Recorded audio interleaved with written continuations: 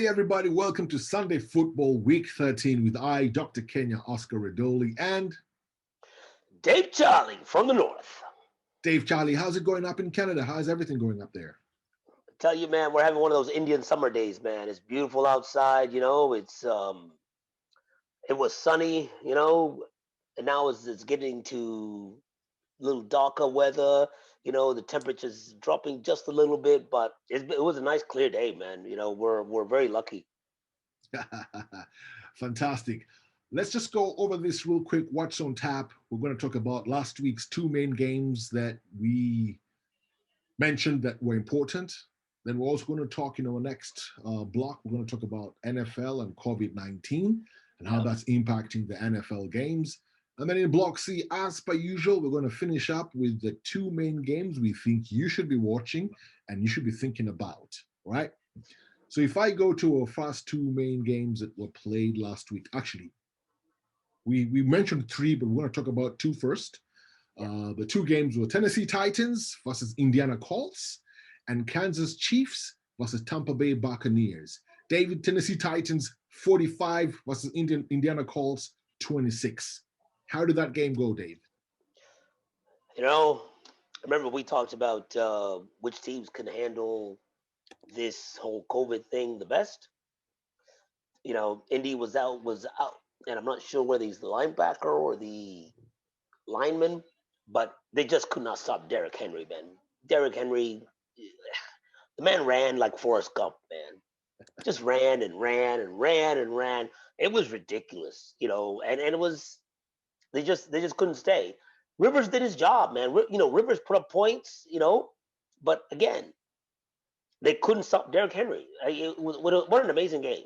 It was an amazing game by Derrick Henry. I give Coach Vrabel, kudos because they lost two in a row before they won this one, right? And so he went back to basics and said, we're going to give to the bell cow, to the engine. Derrick, run. I keep thinking about this. If Derek gets injured, does Tennessee have a backup that can carry half the load that Derek does? No, listen, Tennessee does not have a backup that can carry Derrick Henry's shoes. They'd be in trouble.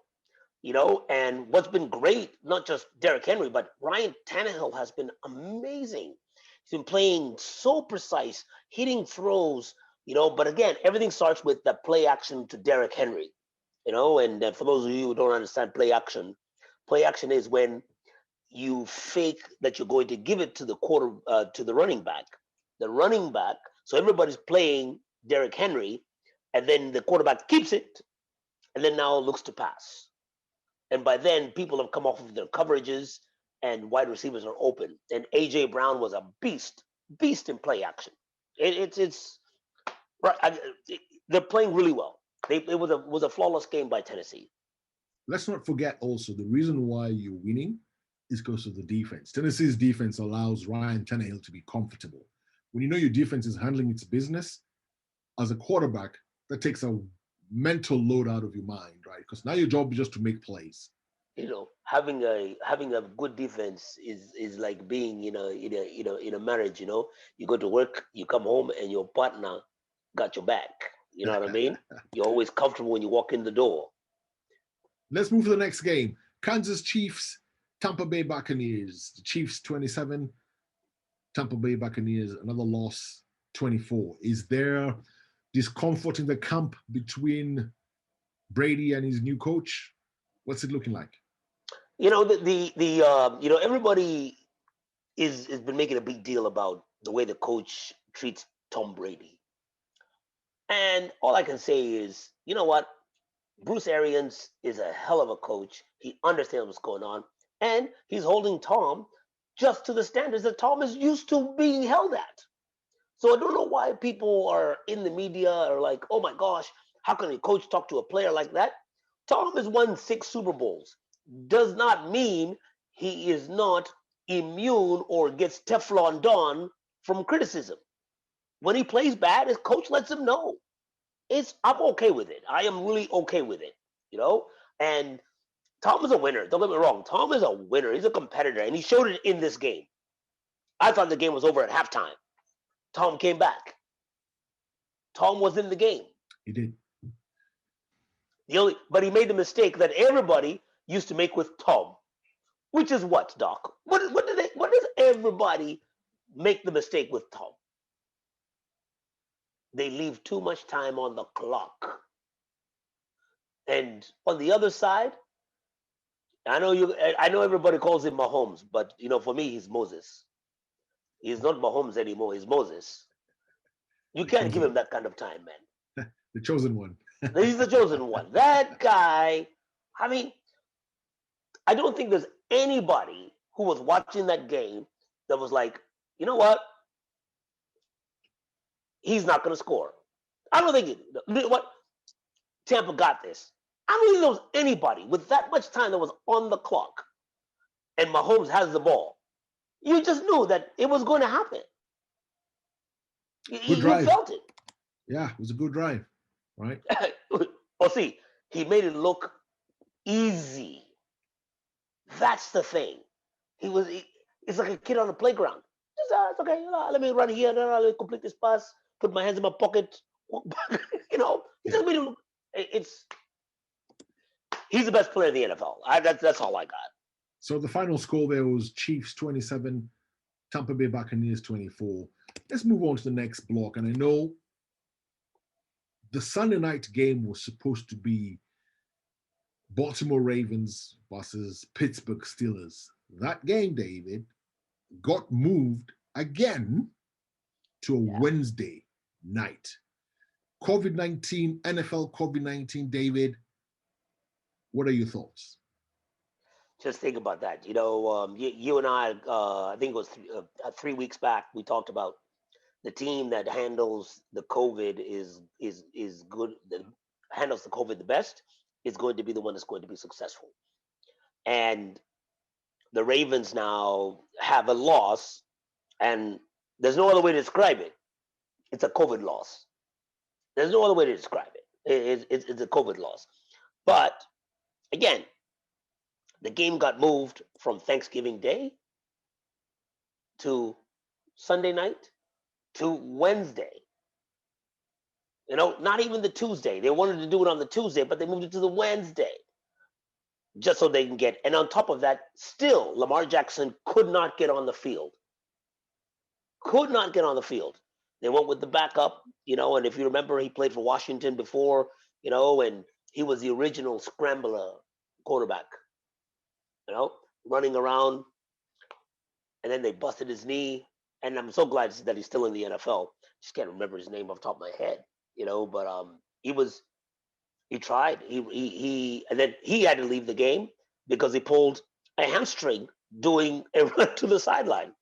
So now they're going with the third string quarterback. So this whole COVID thing, it's tough. Denver Broncos played a game without a quarterback. Doc, they played with a guy named Kendall Hinton, a wide receiver from the practice squad.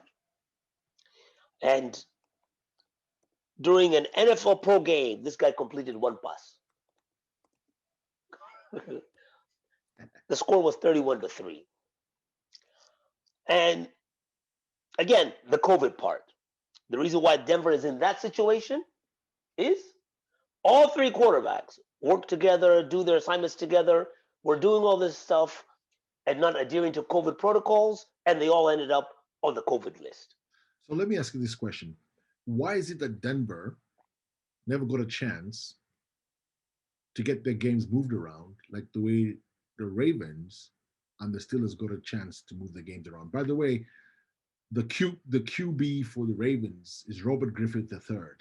Yes. I think he was once a first round pick or second round pick. First round pick, played for Washington, had a great first season. First season. Question is, what's up with the consistency? If Broncos were forced to play a wide receiver who's on the reserves team, right? Well, let's give you the two scenarios, right? The two COVID cases. Denver's COVID cases came from the quarterbacks, them not adhering to protocols. Right. The Ravens, theirs came from and if I'm not wrong, somebody who was outside the staff, an equipment manager or something like that, somebody that was away from the players who was not practicing COVID, and was not doing the monitoring, and therefore passed it on to the team, I see. right? So from a discipline standpoint, I understand what the NFL is saying. It's like, no, no, no. You players should know better. The Ravens standpoint, it's somebody who is a staff member who's not necessarily on the field. And the reasoning that the NFL has used is Denver got to play the game because there was no risk of transmission, further transmission. Whereas with the Ravens, there was still a risk of transmission, so they kept on moving the game. So That's the NFL explanation. But for me, it's just saying, no, no, no, no, no, no. I think the NFL just said, you know what? You guys did it to yourselves, so therefore you're going to be punished. So, David, fact question here.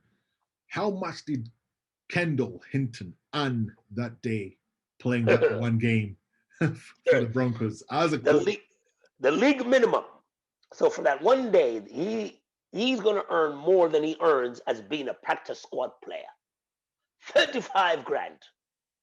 League minimum for a quarterback to play in an NFL game. Not too shabby. Not too shabby for one completion. 35 grand for one completion.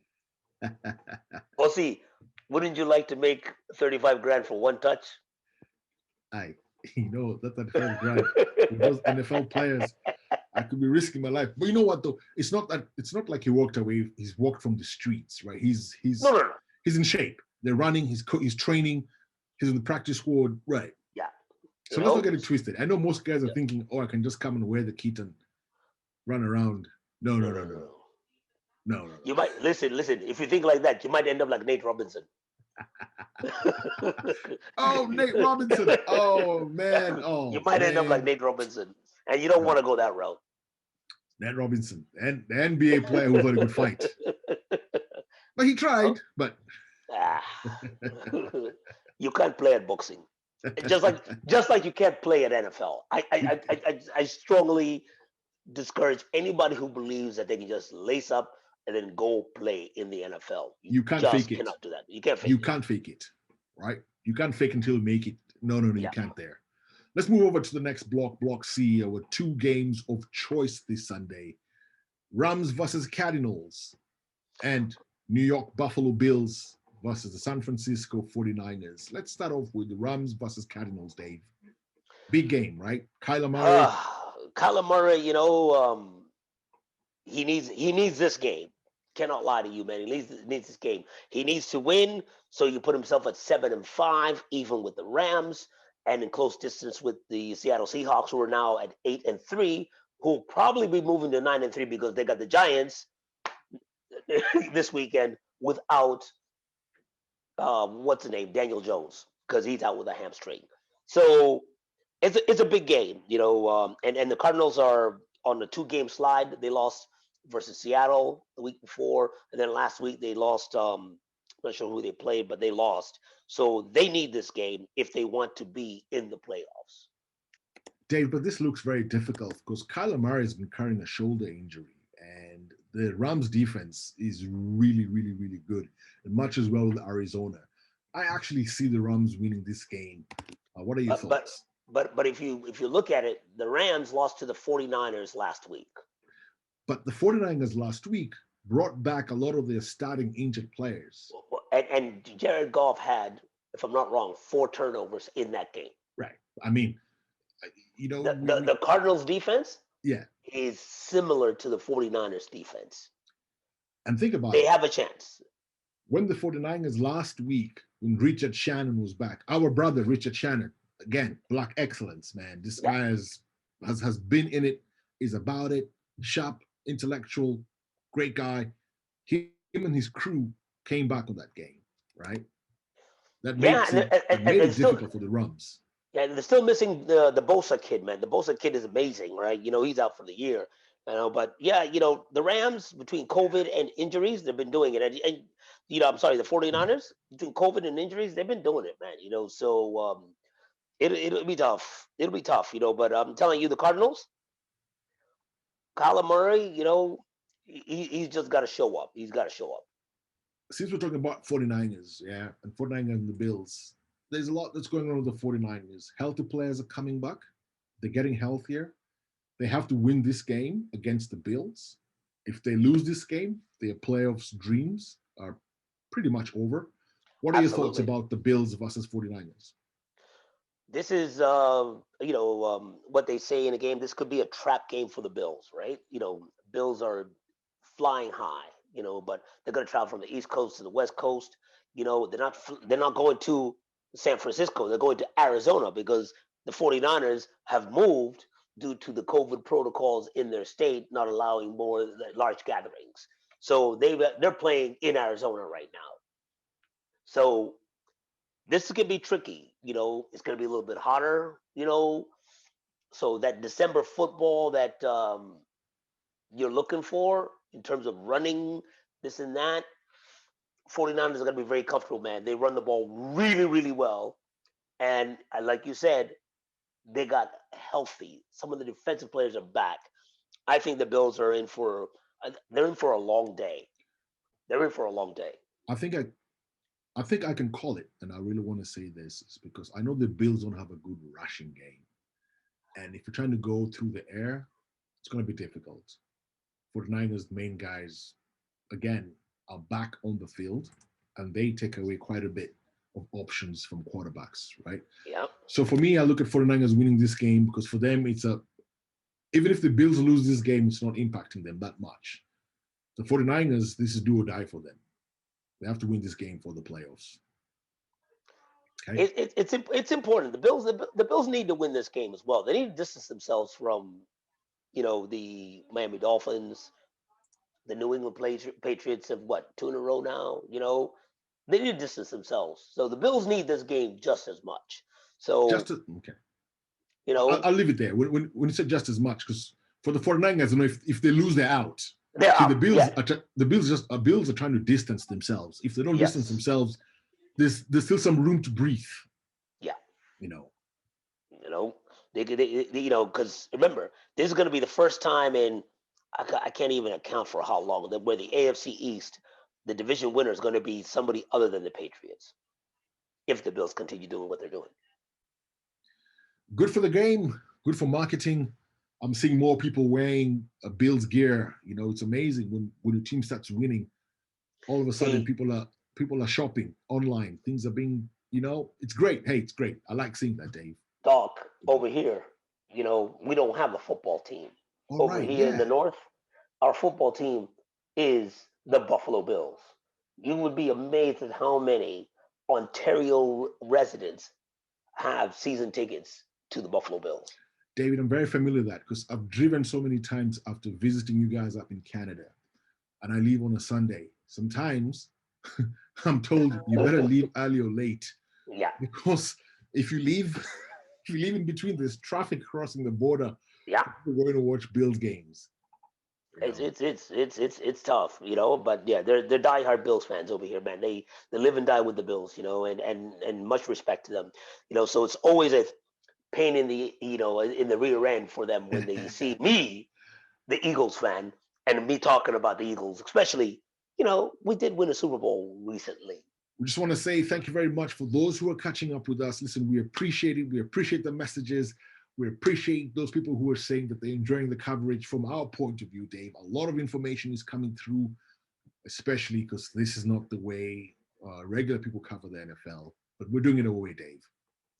Hey, you know what? We're always going to do it our way. It's like I said, it's a privilege that we are in this space, and you and I, we're going to keep doing it, this way.